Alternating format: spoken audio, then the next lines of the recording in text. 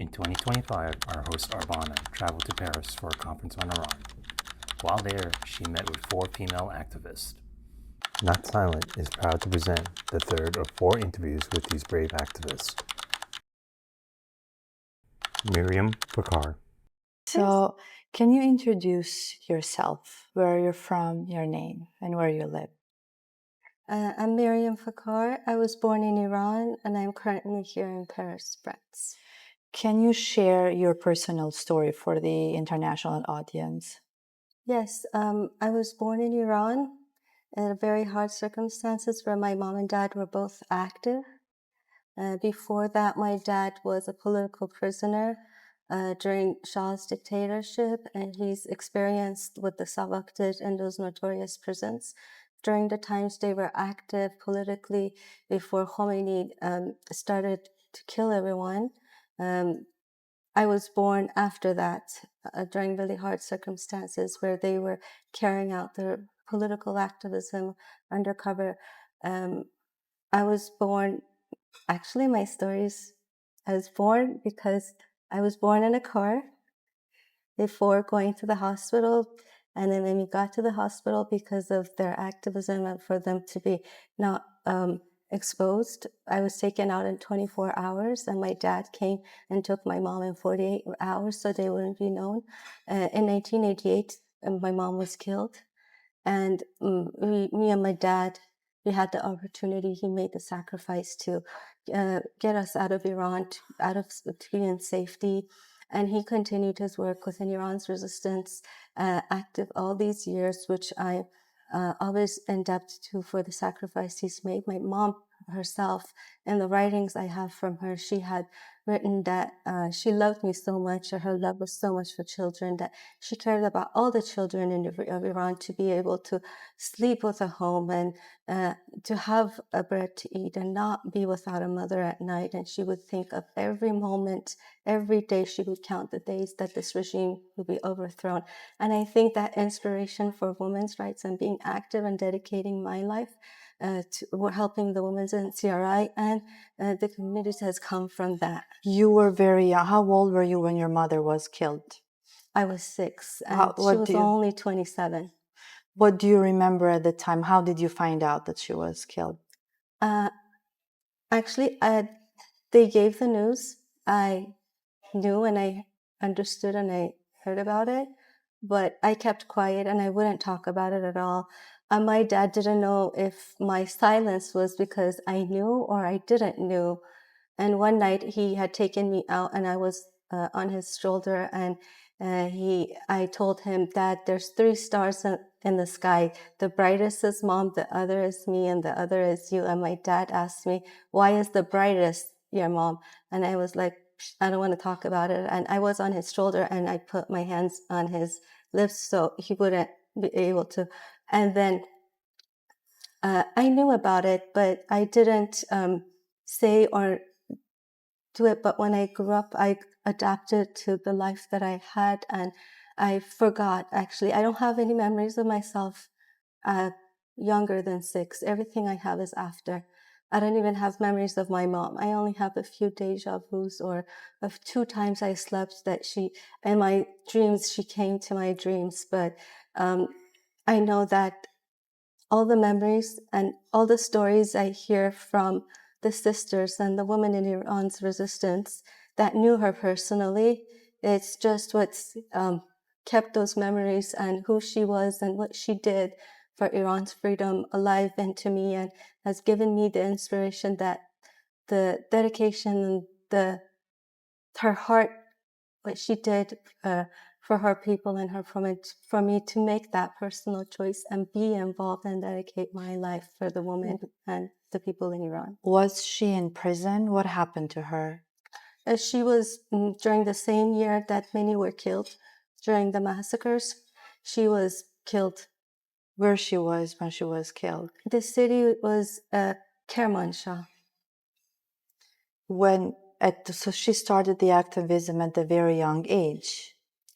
Yeah, in her family, there were many, she had many sisters and brothers. She was the only one who actually went to get a university education. She had gone through, she was an electrical engineer. She was getting her bachelor's, and she became active in the university association. And that's how she got connected to the movement. All of them, those years, all the PMOI members and the activists, they were just Which were the political. years, because it's for international audience, that they got more active? So after 1979, right? In the early Yes. 80s. I was actually born in 1982. So she, a few years before that, she was in the university active. After I was born, So I late think until 80s then. She got killed at late 80s. 1988, exactly. So we were in different cities. I was, my dad's from Isfahan. I was born in Tehran. My mom's originally from Mashhad. So we were active until that very young age in different places. And all then over. your father was sent to prison. That was during the Shah's dictatorship. In the Persian year, it would be 54. 54, you have to add, hold on, you have to add 21. So it would be 75, 1975, 1974, 75 at that time. He was in the prison at that Yes. time. So very few years before the Shah actually collapsed, that he'd been the past few years of it in Iran's prison. Can you share a specific moment or event that deeply moved you to motivate to start this journey? To get involved Yes. and be supportive. Actually, I think it was a year for me to make the decision to get involved and be active.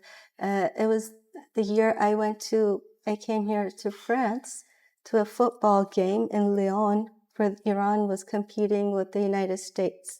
At that time, I knew the resistance and the women and the men who were involved in the fight, but I never, the nature of the Iranian regime and what they did and who they were, I wasn't really that much personally, after I grew up, know how much it is. So what I saw, the people, the mullahs and the police, because they had a deal, come to the stadium and bother us and take our things, the rights away in that football game, and seeing them face to face with the mullah, that gave me that motivation. Who are they? Why are this? Why do they have backward ideas? And that motivated me to actually understand what they were. And during those same years, there was different conferences where the victims of Iran's, the ones who witnessed, the ones who were tortured, or the stories and videos that came out of Iran showing the human rights violations, I had seen and heard about many of that. So all of that put together, it made me realize personally, not just because of the story of my mom and dad, of what the nature of the Iranian regime is and what it's doing. And it's not limited to in Iran. It's impacting so many families, many of those who even came out to safety to live in European and US country, the United States, to be still affected by it. So it brought me to the point that I need to be active. I need to be the voice of the Iranian people, and I want to be involved and do something for my people to free them. And how old were you when you left Iran? I was the same age. So 6 Yes, years yes. when you left. You never went back. No. Do you have family there? I have family both on my mom's side and my dad's side. What can you share? What are the methods of the regime, the oppression against women, if you stand up for your rights in Iran? Well, what are the methods? Yes, that they use. This is a dictator in the 21st century. So you might have seen in some of the protests 4 or 5 years ago, they killed directly in the streets. But exactly what they did inside prisons is exactly more sophisticated now, what they're doing in prisons to those who have detained from the protests. Either it's psychological or physical. or the interrogations from the stories and many things that I've heard and seen, to the point that they try to get forced confessions for a crime they didn't commit, which didn't actually have free trial or fair access to lawyer and trial, and they will be condemned to different things like that equals to death, or they would torture, the brutal methods of torture. It depends on the prisoner. Some they would physically torture, some they would psychologically, some they would give poison or something to them, the recent protesters, so that it would bring them to a point they wouldn't understand what they're saying under interrogation, or some who are sick, the ones who have cancer and who need care, by not denying them access to that, that's torture in itself. Or we have cases of political prisoners in Iran, like Maryam, I think, like 15 years without a day of being able to visit or see your relatives or to be released out of prison for medical care. She's not been given that. So it's all of these. It might be from the physical tortures and the rapes and the floggings to the other ones. So many methods that they use to torture. And we have seen the protests also in Western countries in support of women of Iran. How important is for Iran, women there, to have an international support? it is, this is the age of social media. And I think everyone who sees it through Iran television, national television, Iranian TV, Sumayazadi, or through their social medias, when they see that the women in the world, in so many different countries, and all those who protest and support them, they get hope, they get inspired, and they know that the world, the people in the world are standing by them. And this, because you need to have that, and you need to be, in order to be able to continue this on, resistance under suppression every day for 40 decades. You really need that support, and seeing that, it gives them hope. What is your message for international audience toward their support or real action in your cause? I can tell them that both any support verbally or any kind of message, either social media, either a speech or any coverage, anything that they would voice the demands of the Iranian woman, which is freedom, complete freedom, and a democratic, secular, non-nuclear republic, it really, really helps. It could be from solidarity, or it could be any kind of support and action in any field and anywhere. Any woman could give, but all of that one by one adds up, and this is what women would, all of their actions unite and get together for able to bring that change. And I do believe that just one woman, if in all together, collective, everywhere, when all their actions, that we are able to succeed and bring change. And women, as there was the theme of the conference, women are a force for change, and they have that power to make. So that. It is your generation and your moms, and it's on your roots to stand up for your rights. So it's an element that we have seen from Iran, these courageous women in the front line fighting for their freedom. So you are not in Iran. A lot of women are there. What is your message for those women that are living in Iran and their courage and strength to continue for the freedom? I think the younger generation, or my generation, or others in Iran right now continuing this, they know it and they feel it and they get that message, that the symbols and the history of the resistance that started from before my mother's generation to all those generations, it all is behind them and giving them the path, the courage, the way to continue.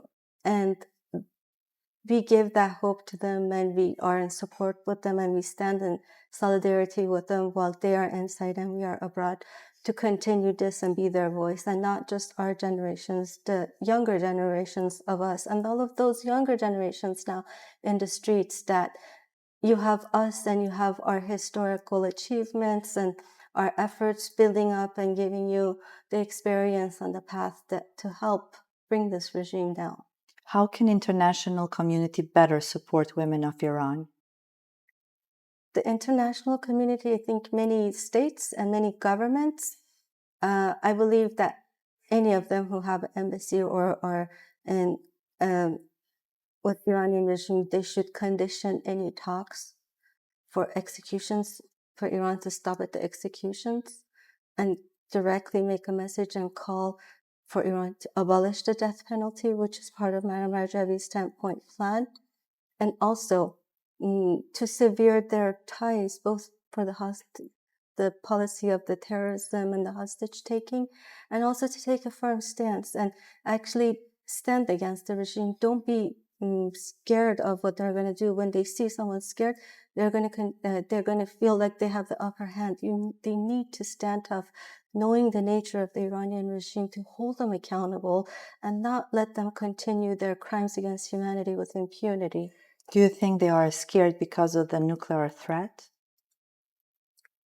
Being scared or not scared, it's for a matter of national security and the safety of Europeans and everyone abroad, to be able to hold them accountable and impose sanctions or pressure them to not continue this, because it's for their own safety. The threats of Iran isn't just confined to Iran and against its own citizens right now. It actually affects the region, and it affects it's affecting Europe too. So Iranian terrorism, it's the other side of its flip coin of human rights violations and suppression inside. So we need to call on to the international community, and the international community needs to take that stance against the Iranian regime in order to have safety and security and hold them accountable for these to not take place anymore. Thank you so much. Thank you very much. It Thank was you. nice talking to you, and thank you for everyone who was listening. Thank you.